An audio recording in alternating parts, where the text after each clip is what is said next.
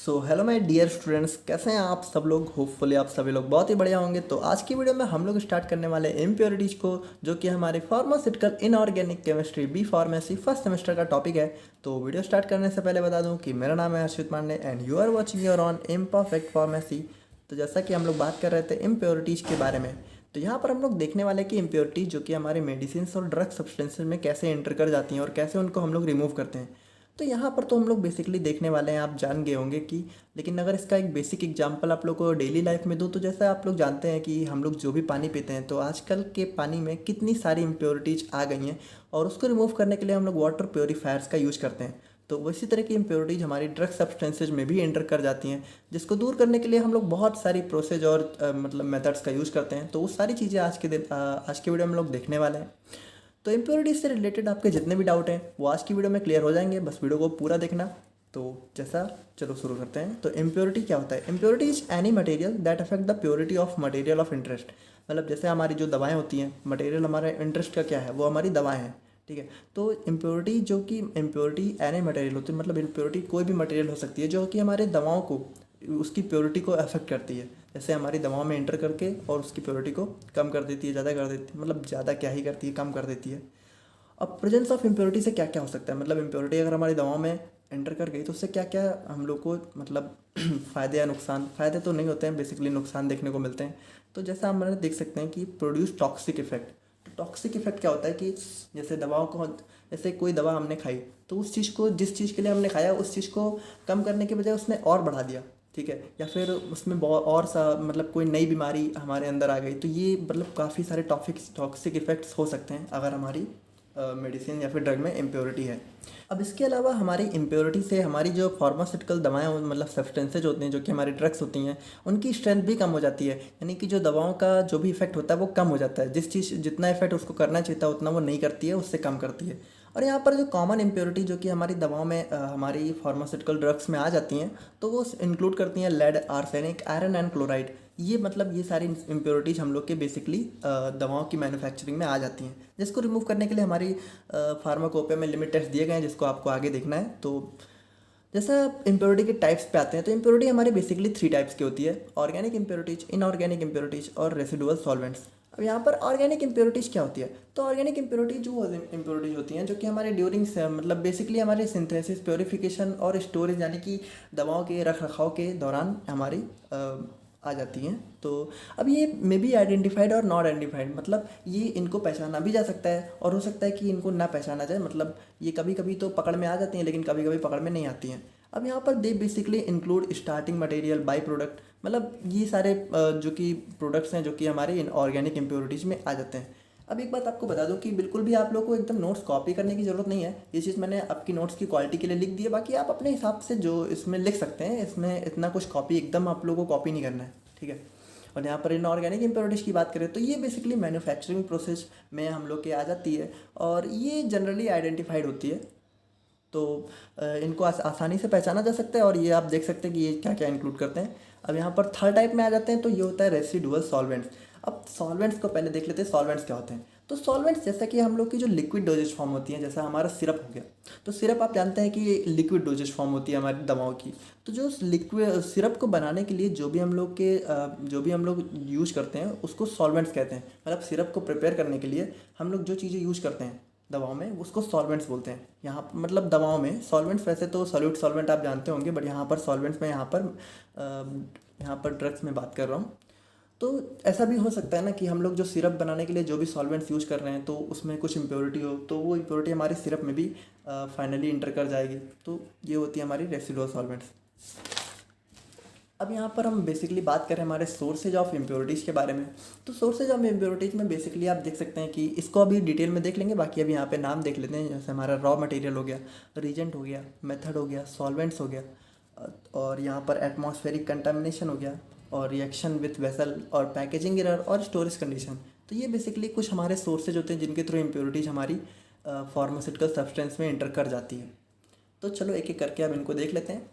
और यहाँ पर रॉ मटेरियल, जैसे रॉ मटेरियल की बात करें तो रॉ मटेरियल क्या होता है कि कभी कभी जो हमारी रॉ मटेरियल क्या होता है, सबसे पहले इसको समझ लेते हैं। तो रॉ मटेरियल वो मटेरियल होता है जो कि हमारे दवाओं की मैन्युफैक्चरिंग में जो सबसे पहले यूज़ किया जाता है। जैसे कि हमारी अब जैसे दवाओं की जो भी मैन्युफैक्चरिंग करनी है उसके लिए जो सबसे पहले जो मतलब सबसे पहला मटेरियल जो यूज़ किया जाता है, ठीक है, वो रॉ मटेरियल होता है। रॉ मटेरियल मतलब कच्चा पदार्थ, जैसा आप समझ सकते हैं ना कि तो जैसे हम लोग चाय बनाए, ठीक है, तो चाय बनाने के लिए बेसिक हम लोग सबसे पहले क्या लेते हैं, हम लोग दूध लेते हैं, ठीक है, मिल्क। तो वो हमारा रॉ मटेरियल हो गया चाय में, ठीक है, मिल्क टी में हमारा मिल्क रॉ मटेरियल हो गया। इसी तरीके से हमारे दवाओं को प्रिपेयर करने में हमारे रॉ मटेरियल्स, अब रॉ मटेरियल्स में ही अगर इम्प्योरिटी आ गई, यानी कि जो हमारा स्टार्टिंग मटेरियल है अगर उसी में हमारी इम्प्योरिटी इंटर कर गई तो फिर दवाएं तो हमारी एट लास्ट में मतलब इम्प्योरिटी से हो ही जाएंगी। तो यहाँ पर देख सकते हैं जैसे कि इम्प्योरिटीज फ्रॉम रॉ मटेरियल्स में be carried through manufacturing process and contaminate the final product. जैसे कि अब इसमें एक बेसिक एग्जांपल देखें तो हमारा जो रॉक सॉल्ट होता है, हमारा NaCl मतलब हमारा जो सोडियम क्लोराइड नमक होता है वो हमारा रॉक सॉल्ट से प्रोवाइड किया जाता है। अब रॉक सॉल्ट हमारा CaSO4 यानी कि कैल्शियम सल्फेट और MgCl2 यानी मैग्नीशियम क्लोराइड कंटेन करता है।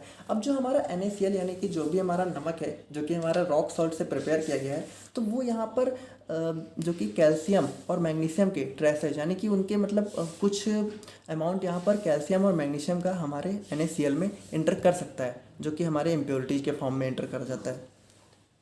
तो इसको मतलब काफ़ी ध्यान देने की ज़रूरत होती है यहाँ पे। और जहाँ पर दूसरा टाइप अगर देखें तो रिएजेंट यूज, ठीक है, तो रिएजेंट यूज मतलब इसमें जैसे हम लोग जो भी दवाओं को बनाने के दौरान बनाने के ड्यूरिंग में हम लोग जो भी रिएजेंट्स यूज करते हैं, ठीक है, तो अगर उनको हम लोग कंप्लीट मतलब जैसे हम लोग दवाओं को बना रहे हैं तो उसमें हम लोग कई सारे रिएजेंट्स यूज करते हैं, तो उसको हम लोग का जो फाइनल प्रोडक्ट प्रिपेयर होता है तो उसके मतलब फाइनल प्रोडक्ट के प्रिपरेशन के बाद उसको रिमूव करना बहुत इंपॉर्टेंट हो जाता है। अब जैसे अगर वो रिमूव नहीं हुआ तो वो हमारे इम्प्योरिटी के फॉर्म में फाइनल प्रोडक्ट में एंटर कर जाता है। जैसे यहाँ पर एग्जांपल में देखें तो HgCl2+2NH4OH, तो इससे हमारा NH2HgCl+NH4Cl, मतलब इसको यहाँ पर सिंपली देखें तो जो हमारा अमोनिएटेड क्लोराइड होता है NH2HgCl, वो हमारा जब हम लोग मतलब अमोनिएटेड क्लोराइड बनाते हैं तो वो हमारा अमोनियम हाइड्रोक्साइड कंटेन करता है। अब अगर ये अमोनियम हाइड्रोक्साइड हम लोग फाइनली वाटर से वॉशिंग के बाद अगर ये रिमूव नहीं होता है तो ये हम लोग का जो फाइनल प्रोडक्ट बन रहा है उसको कंटामिनेट यानी उसको इम्प्योरीफाई कर सकता है। तो यहाँ पर जो हमारा थर्ड पॉइंट आता है सोर्सेज ऑफ इम्प्योरिटीज में, वो हमारी आती है मेथड और प्रोसेस। अब इसको बहुत ही सिंपल लैंग्वेज में अगर समझें तो जैसा कि हम लोग जानते हैं कि जो दवाओं की प्रोसेसिंग होती है जो कि उनकी मैन्युफैक्चरिंग प्रोसेस होती है, तो उसमें कई सारी स्टेप मतलब जैसे एक स्टेप के बाद दूसरी स्टेप के बाद तीसरी स्टेप, जैसे multiple step synthesis process use होती है। तो इस मल्टीपल स्टेप की मतलब प्रोसेस में हमारे कुछ इंटरमीडिएट प्रोडक्ट बन जाते हैं, यानी कि कुछ बीच के ऐसे प्रोडक्ट बन जाते हैं जिनका हमारे फाइनल प्रोडक्ट में कोई काम नहीं होता है। तो अगर अब इस इंटरमीडिएट प्रोडक्ट को, इस इंटरमीडिएट कंपाउंड को अगर रिमूव नहीं किया गया तो ये हमारे फाइनल प्रोडक्ट में एंट्री कर जाता है, जो कि हमारे फाइनल प्रोडक्ट को कंटामिनेट कर देता है। कंटामिनेट मतलब उसको मतलब इम्प्योर कर देता है। अब यहाँ पर सॉल्वेंट्स, जैसा कि हम लोगों ने पहले देखा हुआ था, अब इसको यहाँ पर डिटेल में देखते हैं। तो सॉल्वेंट्स क्या, जैसे कि बेसिकली हमारा मोस्ट ऑफ द जो फार्मास्यूटिकल प्रोडक्ट होते हैं तो वो हमारे वाटर को एज ए सॉल्वेंट यूज़ करते हैं। तो अब वाटर क्या होता है, वाटर हमारा कई टाइप्स का होता है। तो वाटर हमारा बेसिकली जो now generally we use distilled और डीमिनरलाइज्ड वाटर। अब जैसे वाटर हमारा कई टाइप का हो गया, जैसे हमारा टैप वाटर हो गया, सॉफ्टेंड वाटर हो गया, डीमिनरलाइज्ड वाटर हो गया और डिस्टिल्ड वाटर हो गया।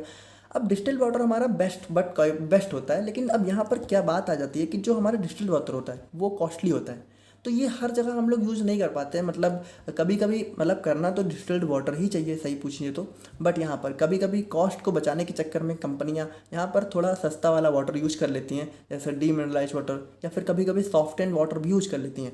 तो ये हमारे मतलब जैसे आप देख सकते हैं कि जो हमारा सॉफ्ट एंड वाटर होता है वो हमारा Na+ और Cl- की इम्प्योरिटी को कंटेन करता है, और ये हमारा डीमिनरलाइज्ड वाटर होता है ये भी हमारी ऑर्गेनिक इम्प्योरिटी को कंटेन करता है। तो अगर हम लोग ये वाटर यूज़ करेंगे अपने दवाओं की मैन्युफैक्चरिंग में तो ये हमारे फाइनल प्रोडक्ट को कंटामिनेट कर देगा। अब यहाँ पर अगर फिफ्थ पॉइंट की बात करें तो वो हमारा एटमॉस्फेरिक कंटामिनेशन।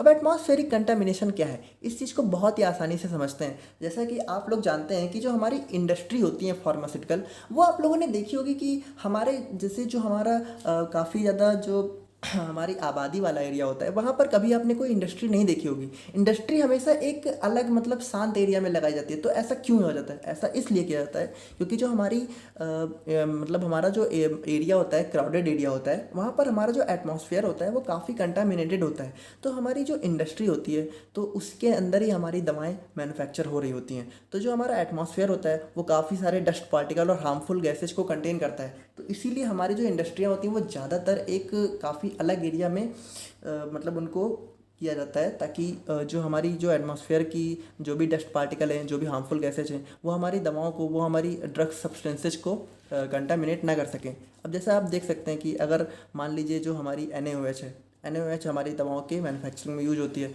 अब अगर जैसे उसने हमारी एटमॉस्फेयर में, आप जानते हैं कि कार्बन डाइऑक्साइड होती है, अब अगर ये कार्बन डाइऑक्साइड हमारी NaOH के साथ रिएक्ट कर गई तो ये हमारे NaOH को कंटामिनेट कर देती है, और इसीलिए NaOH को ज़्यादा खुले में नहीं रखा जाता है फॉर अ लॉन्ग टाइम, जैसा कि आप देख सकते हैं। और that's why most of the industries build in outer areas, और जैसा कि मैंने आपको बताया कि इसीलिए हमारी जो इंडस्ट्री होती है वो एक आउटर एरिया में बिल्ड की जाती है। अब यहाँ पर हमारे 6 पॉइंट की बात करें तो वो हमारा आता है रिएक्शन विथ वेसल। ठीक है, तो यहाँ पर इस चीज़ को समझे, जैसे हमारा जो वेसल्स होते हैं, तो कई वेसल्स हमारे जैसे आयरन के वेसल को आप समझ सकते हैं। तो जो हमारा आयरन का वेसल होता है, तो अगर हम लोग आयरन के वेसल में अपना कोई भी दवाओं को मैन्युफैक्चर कर रहे हैं, तो वो जो हमारी दवाएं होती हैं वो हमारे आयरन से रिएक्ट कर जाती हैं। अब हमारा आयरन जो है वो आर्सेनिक की इम्प्योरिटी को कंटेन करता है, तो अगर हम लोगों ने दवाओं को आयरन वेसल में बनाया जो कि उसमें सूट नहीं कर रही हैं, तो हमारी आर्सेनिक से रिएक्ट करके उसको अपने में मतलब इम्प्योरिटी की तरह कंटेन कर लेंगी। और आयरन मतलब जैसा कि आप देख सकते हैं कि जो inorganic compounds that are manufactured in iron vessel में contain iron and arsenic as impurities, तो आप समझ गए होंगे। और बाकी पैकेजिंग एरर की बात करें तो कभी कभी क्या होता है कि product of similar appearance such as tablet of same shape, size and colour, जैसे कुछ टैबलेट क्या होती हैं कि सिमिलर अपीयरेंस मतलब क्या, एक जैसे दिखने वाली, जैसे कि कुछ टैबलेट्स हमारी हुई तो उसका मतलब अगर शेप सेम है, उसका साइज भी सेम है, उसका कलर भी सेम है, लेकिन वो टैबलेट्स अलग अलग हैं। ठीक है, उनके यूजेज अलग अलग हैं, उनके इफेक्ट अलग अलग हैं, लेकिन कभी कभी क्या होता है कि बाई मिस्टेक हम लोग उनको पहचान नहीं पाते हैं और एक ही सेम तरीके के कंटेनर में पैक कर देते हैं, और जिसकी वजह से आप समझ सकते हैं कि कितने मेजर नुकसान, मतलब ये एक मतलब हाई सोर्स ऑफ डेंजर हो सकता है। तो इम्प्रॉपर लेबलिंग में also cause major packaging error. अब कभी कभी क्या होता है कि हमारी जो हमारी दवाएं हैं, तो वो उन पर हम लोग जो कि लेबलिंग करते हैं, मतलब लेबलिंग आप समझ रहे होंगे ना, जैसे आप लोग जो भी दवाएं खाते हैं तो उस पर लिखा होता है पैरासीटामोल या फिर डोलो या फिर जो भी दवाएं होती हैं, तो लेबलिंग उसको कहते हैं। तो कभी कभी हम लोग लेबलिंग ही गलत कर देते हैं। अब ये सारी जो मतलब इम्प्योरिटीज़ की जो एरर होती हैं, ये हमारी बाई मिस्टेक ही कॉज होती हैं, जिसको हम लोग काफ़ी सावधानी से दूर कर सकते हैं। अब यहाँ पर हमारा लास्ट जो एरर मतलब इम्प्योरिटी का जो भी रीजन आता है, सोर्स आता है, वो हमारे होती है स्टोरेज कंडीशन। अब स्टोरेज कंडीशन क्या होती है? तो स्टोरेज कंडीशन मतलब हमारी जो दवाओं की रखने की कंडीशन। अब यहाँ पर कुछ प्रोडक्ट जैसे आप समझ सकते हैं, after preparation of final product it should be stored in appropriate container, मतलब जो हमारी फाइनल प्रोडक्ट होती हैं जब वो प्रिपेयर हो जाए तो इनको हम लोग को एप्रोप्रिएट कंटेनर में रखना चाहिए, डिपेंडिंग अपॉन, मतलब उसमें जैसे कुछ चीज़ों पर वो डिपेंड करता है, जैसे हमारा nature of material, batch size, quantity. Generally materials like plastic, iron, stainless steel and aluminiums are used for storage. Improper storage leads to reaction with these materials and contaminate the final product. जैसा कि हम लोगों ने देखा था कि हम लोग अगर यहाँ पर जो हमारा आयरन होता है, स्टेनलेस स्टील होता है, एल्यूमिनियम होता है, तो इनके मतलब इन मटेरियल्स में अगर हम लोग अपनी दवाओं को स्टोर करते हैं, ठीक है, तो अगर गलत तरीके से हम लोगों ने स्टोर कर दिया, फिर गलत दवाओं को स्टोर कर दिया, तो वो इनसे रिएक्ट कर सकती हैं और हमारे फाइनल प्रोडक्ट को कंटामिनेट कर सकती हैं। तो यहाँ पर होपफुली आपको जो कि समझ में आ गया होगा। और बाकी और भी लेक्चर्स आने वाले हैं। और बाकी एक बात आपको बता दूँ कि आई नो कि थोड़ा मुझे प्रॉब्लम्स अभी हो रही हैं क्योंकि ये बिगनिंग है, बट टाइम के साथ साथ वो सारी चीज़ें भी दूर कर दी जाएंगी और नोट्स आपको व्हाट्सएप पे मिल जाएगा। तो यहाँ पर व्हाट्सएप ग्रुप का लिंक डिस्क्रिप्शन में ज्वाइन करना मत भूलिएगा। बाकी मिलते हैं नेक्स्ट वीडियो में।